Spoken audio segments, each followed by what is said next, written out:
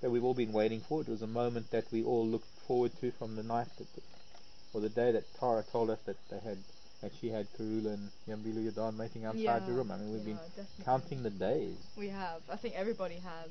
And it's just, I mean, the fact that, again, we've actually been able to see the mating. I think you were there when we caught it on camera. I saw, yeah, with Alex, I think it was. That was the following day. Just below the Gari Dam wall, and it was in infrared. We had the camera on Yambilu Yadan and Karula mating the very next day. It was probably one of the first times it's ever been broadcast live, leopards mating in the wild. A number of firsts that we're famous for. You know, we're just so great here at Wild Earth Safari. But we had a few false starts. I mean, there was that time that Lex Hess, we were on drive and Lex Hess found the den. I was even more upset because I was been with Karula the day before, I think it was. Yeah. And she was inspecting those dens. She was inspecting those termite mounds, and she actually went into that mound, turned around and came out, and I was wondering even if there were cubs in there at that time. But it was only, I think, the next day or two that they saw her carrying something, and then we found her. I think they said it was meat, but I wonder if it was a cub. I think that was what they said it was meat that she was carrying, but we kind of, I think it was the cub that she was carrying. Well, I don't know of leopards carrying meat. No, exactly. They carry carcasses. Yeah. They take cubs to meat. There would be no reason for her to taking meat to newborn cubs. Yeah, exactly. So that's what made me think it must have been a cub. More likely the cub, and she was moving it. So. Yeah, as well as the fact she's not going to be taking meat back to a den where they're newborn cubs for hyenas. That was the funny thing though, because remember Lex actually said that she had a carcass around the back of the den. I remember him saying that. Okay. Well, I don't know about that. I don't know about that. That was what was very odd, because we couldn't believe that she actually had the carcass there with the two cubs of about a week and a half old. But then again, what was even more unusual was that the hyena den is less than 100 meters away. I mean, so close.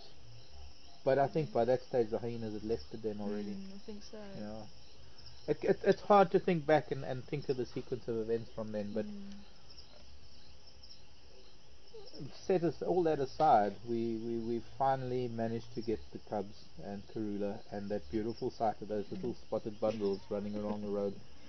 And they're all poor. They're all poor. They're all they're poor. going to grow into them. Definitely. That was the thing that shook me the most. It's like I've seen young lions that age, and they much bigger. But they were just poor. It was just amazing. I must admit, I just was beside myself. I think I said fantastic about 10 times in one sentence. Well, it was indeed. I mean, yeah. It's probably a once in a lifetime moment. There's not many times that you're going to have the opportunity to see leopard cubs for the first time. I mean, we're going to see them now. I'm hoping, and I'm confident, because this is Karula's territory. I'm confident that in the next months to come we're going to be seeing these youngsters grow up in the same way that we've seen her previous 2 litters. Luckily I've been here for almost the entire 2 years of the previous litter, Induna and Mishu. I missed Saseka and Tingana, and I've only seen either one of them maybe once or twice each, if that. So I don't know those 2 cats. But we are now going into this new era, this new period of watching leopard cubs, and it's quite unique. It is very, very special. Definitely. And you're going to be heading that. Yep. I'll stick to the insects and the frogs and the little things, and Tara's going to be concentrating on Karula and the cubs, and that's going to be one of our main focuses in the next few months, is to follow Karula and the cubs, and that sort of, I'm going to say soap opera, but it's not. It's a drama. It is. Because there's one thing that we're going to keep in mind, and a lot of us will do, and I think it's something that I don't know if I need to forewarn you. This is nature. This is wild. This is reality. We are not going to interfere. If anything happens, we cannot and we will not. And whatever happens with these cubs' lives, we just have to follow it. And there are times that we might not be able to. We're not going to talk about that. Just a brief forewarning that this is not a safari park where they're protected. This is the big, wide open Africa, and these 2 cubs are as vulnerable and as trying to think of another word. Vulnerable will suffice. but they are vulnerable, and the elements are harsh. So we've got But then an exciting Karula thing. is quite an She exceptional is mother. who she is. She Yeah, is. she is who Definitely. she is. So the odds are stacked in their favour in that sense, but I think that is the exciting Very much thing. so, very much so. But I've been broken-hearted so many times in the past to know that it's all very well to get attached, but there is that element of surprise that can happen, and that is one has nature.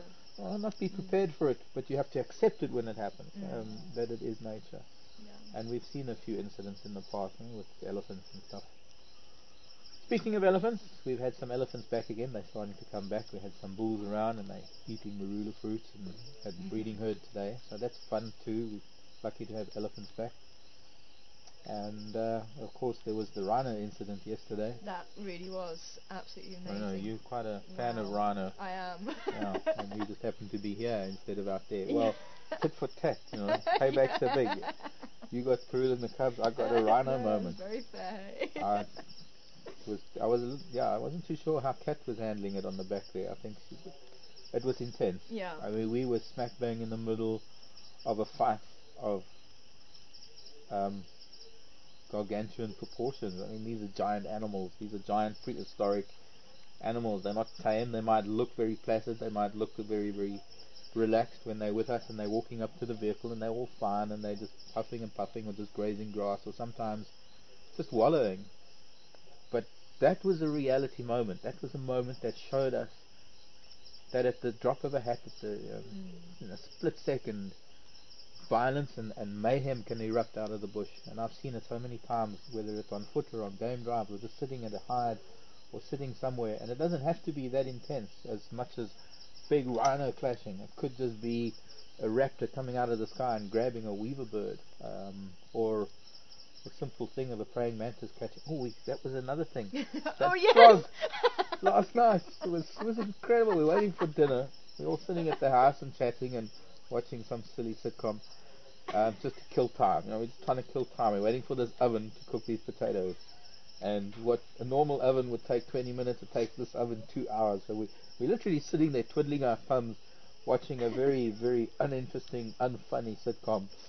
And just outside the big sliding glass windows is a moth, this beautiful owl moth. that and had been rescued from the house and been gently caught and let outside again. But of course, being a moth, it flew back to the light and it was flapping against the glass, wanting to come back in. And out of nowhere came this grey tree frog. I mean, we didn't even know the grey tree frog was there, but it was obviously sitting on the leg of one of the outside chairs. And this grey tree frog hit the glass and hit this moth. But now, the moth is about 3 times the size of the grey tree frog. But somehow this frog managed to just stuff those wings into its mouth. But all the time, it's stuck to the glass. But it doesn't stick that well to glass. So it's sticking to the glass and sliding down and lifts one hand to stuff moth into its mouth and slides down some more and it climbs up. And so it was a comical moment. But another moment nonetheless where something is suddenly taken and eaten. And then sometimes it doesn't really matter the scale of what it is. It doesn't really matter whether it's a frog and a moth, or a heron and a frog, or a bigger bird and a smaller bird, and going up the food chain to a lion and a buffalo. There are moments that they're exciting, they're intense, they're awesome, they are blood curdling. And we tend to side sometimes with the predator because we have to take the step back, that we can't really be too emotional about the prey items. And I think that's what it's all about, is that sometimes things happen and I think it's just the pure unpredictability of it. Yeah. That is just, and it has you on the edge of your seat. I mean, like today I was saying it was very quiet, but there's nothing to say that there was a warthog in the road. There could have been a leopard that jumped out. Yeah. There is nothing to say it can't happen. I know. And just like you sitting with a rhino, I think you were saying, was it a female? And I thought it that was the last thing on because your there were mind. the 4 and then it was Yeah. the 5th one, and I was convinced there was a 5th. And I heard this rhino coming through the bushes behind us, couldn't see it very well. And I thought, oh, there is the 5th, maybe it's the young female. And it turned out, and I think it was shorthorn. I'm going to have to, I think it was. based on various different facts, I think it was shorthorn. And he kind of got the bad end of it. Although he was the antagonizer there, he came off second best, and we need to try and find him again in But our I next think few drives. that has been coming for a while, I think, because there's been times where the crash has been at Buffelshoek Dam and he's been on the road and then he's deviated off, and I've thought, okay, well maybe it's the boundary between, because there's a very big male in that group. Well, that was the one that was missing, funny enough, and I only really thought about it afterwards, after this little clash. That the rhino that was missing was actually the one with a very long horn, that long horn that just sticks off to the side. Now, often when you look at a rhino and looking at a rhino head on, you can see the two horns in almost perfect alignment. But for that one rhino,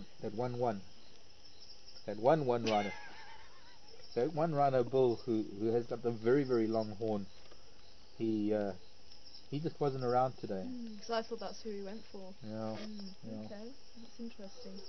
Well, I had this little thing and I was expecting to get some questions because I was wondering if we would have enough to talk about. I don't think we ever need to worry about that one, Mark. No, perhaps not. But I will say, we're going to be closing off shortly, and I will say now, before I go, that I'm going to be on leave coming up this week. So I'll be away for a little while, so I'm not going to see you behind the fire and underneath the microphone and in front of the spotlight. I will see you on Tuesday for game drive. I think it'll be Patrick, Tara tomorrow, and then Patrick, and then I'll be on drive on Tuesday. And I won't be around Fireside Chat for a little bit. But hopefully I'll go and find some interesting creatures to photograph and film while I'm away. So from myself, Mark, and me, Tara, and all of us, Seb behind the camera, by the way, Mel in final control, all of us here at Wild Earth Safari, thank you for joining us this evening, and I hope you've had a wonderful weekend. Good luck for the coming week, and we'll see you tomorrow morning. Bye, everyone. Bye. The fire's going out.